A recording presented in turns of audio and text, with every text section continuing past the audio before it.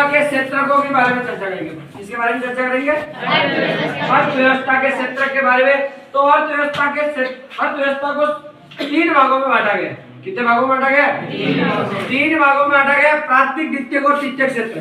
प्राथमिक, द्वितीयक और तृतीयक क्षेत्र की अर्थव्यवस्था को डिवाइडेशन जो किया गया है 3 पार्ट में।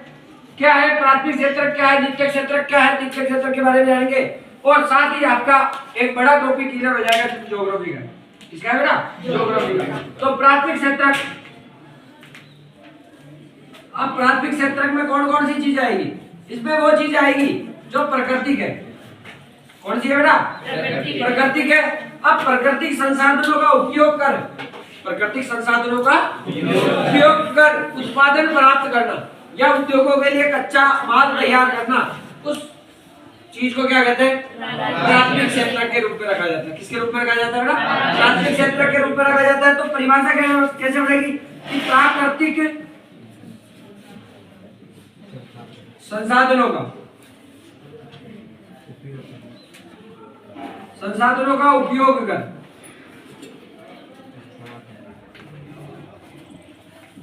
उत्पादन करना,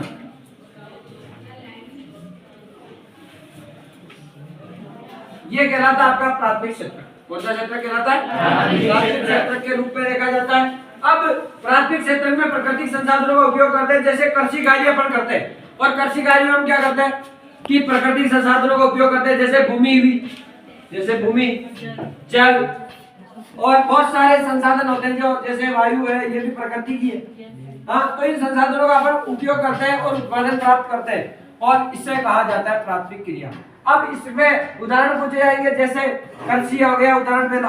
कौन सा हो गया बेटा? कृषि हो गया, क्योंकि कृषि में हम सारी चीजों का उपयोग कर रहे हैं। जिसमें हम खनिज भी लिख सकते हैं। क्या लिख सकते हैं बेटा? खनिज, क्योंकि ये भी प्रकृति की होता है। क्या होता है बेटा? प्राकृतिक होता है। मत्स्य पालन और एक डेयरी, क्योंकि डेयरी उद्योग जो आधारित होता है वो कृषि पे ही है। क्योंकि पशुपालन, कृषि के साथ साथ पशुपालन करना मिश्रित कृषि कहलाता है। क्या कहलाता है? मिश्रित कृषि कहलाता है। तो ये सारे उदाहरण आ गए आपके प्राथमिक क्षेत्र के। किसके आगे बेटा? प्राथमिक क्षेत्र के। अब प्राथमिक क्षेत्र से जो उत्पादन प्राप्त हुआ उसका विनिर्माण करेंगे। क्या करेंगे बेटा? विनिर्माण करेंगे, और विनिर्माण करके उसे द्वितीयक क्षेत्र में रखेंगे। किसके में रखेंगे? द्वितीयक क्षेत्र में रखेंगे। जैसे अब यहाँ से उत्पादन तो प्राप्त हो गया, लेकिन उसे मनुष्य के उपयोग, विनिर्माण करके मनुष्य के उपयोग संबंधी वस्तुएं बनाना है। जैसे कपास यहाँ पे उत्पादन हो गया, तो कपास से कपड़ा तैयार करने के लिए कहीं ना कहीं औद्योगिक इकाई की आवश्यकता पड़ेगी। अपनी किसकी आवश्यकता पड़ेगी? औद्योगिक इकाई की आवश्यकता पड़ेगी। और अब इस प्राथमिक क्रिया से उत्पादन जो कच्चा माल था, कॉटन था, कपास था, उस उत्पादन से अपन भी निर्माण करेंगे और मनुष्य की आवश्यकता संबंधित कपड़े का निर्माण करेंगे, और ये उद्योग में पॉसिबल है। किसमें पॉसिबल है बेटा? उद्योग में। तो इस द्वितीयक क्षेत्र को आप औद्योगिक क्षेत्र के नाम से भी जानते हो। किसके नाम से जानते हो बेटा?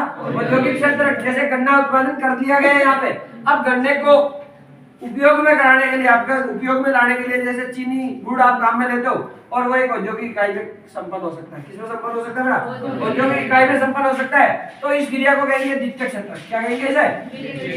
द्वितीयक क्षेत्र के रूप में देखा जाएगा। अब द्वितीयक क्षेत्र में कौन कौन सी वस्तुएं रखी जाती है? वो सारी चीजें जो मनुष्य को भी निर्माण करने में मदद करती है, या मनुष्य की आवश्यकता संबंधी वस्तुओं का चीज को निर्माण करने में करती है। जैसे यहाँ से कपास है द्वितीयक क्षेत्र में, और द्वितीयक क्षेत्र में उससे अपन ने कपड़ा बना दिया। क्या बना दिया? कपड़ा बना लिया। तो इसे औद्योगिक क्षेत्र भी कह सकता हूँ। तो द्वितीयक क्षेत्र में कच्चे माल का भी निर्माण करके,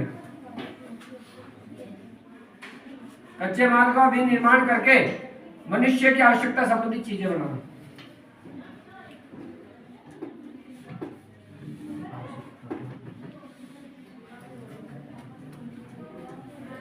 अब मनुष्य की आवश्यकता संबंधित वस्तुएं बनेगी, उस क्षेत्र को कहेंगे अपन द्वितीयक क्षेत्र। अब इस क्षेत्र में अपन उद्योग को रख सकते हैं। किसको रख सकते हैं बेटा? उद्योग को। और उद्योग क्षेत्र होने के कारण इसे औद्योगिक क्षेत्र भी कहा जाता है। इसे क्या कहा जाता है? औद्योगिक क्षेत्र भी कहा जाता है। अब तृतीयक क्षेत्र आएगा इसके बाद तृतीयक क्षेत्र के, जिसे सेवा क्षेत्र के नाम से भी जाना जाता है। किसके क्षेत्र के नाम से जाना जाता है? सेवा क्षेत्र। अब आप कहोगे कि सर इस क्षेत्र का नाम सेवा क्षेत्र क्यों रखा? जैसे पहले में आपसे क्वेश्चन पूछा गया कि सेवा क्षेत्र को किस नाम से जाना जाता है, तो सेवा क्षेत्र के नाम से जाना जाता है। और जानने का कारण क्या है? इसे जानने का कारण क्या है? कारण यह है कि मांग स्थल और आपूर्ति स्थल के मध्य जो संबंध स्थापित करने वाली क्रिया है, इन दोनों के मध्य, जैसे मांग स्थल किसे कहेंगे? जहाँ पे वस्तुओं की, चीजों की आवश्यकता है। आपूर्ति स्थल जहाँ से चीजें सप्लाई की जा रही है। तो मांग स्थल और आपूर्ति स्थल के मध्य संबंध स्थापित करने वाली क्रिया को क्या कहा जाता है? तृतीयक क्षेत्र कहा जाता है, जिसे सेवा क्षेत्र के रूप में देखा जाता है। जैसे मान लो कि फैक्ट्री में माल तैयार हो गया, लेकिन उसे परिवहन के माध्यम से ही बाजार तक पहुंचाया जा सकता है। कहाँ तक पहुंचाया जा सकता है? परिवहन के माध्यम से बाजार तक पहुंचाया जा सकता है। तो परिवहन जो तृतीयक क्षेत्र का विषय है, किसका विषय है? तृतीयक क्षेत्र का। अब बाजार में जो सेल्समैन होते हैं, जैसे दुकानदार कूलर भी करता, थोक भी करता, वो भी तृतीयक क्षेत्र में रखा जाता है। किसमें रखा जाता है?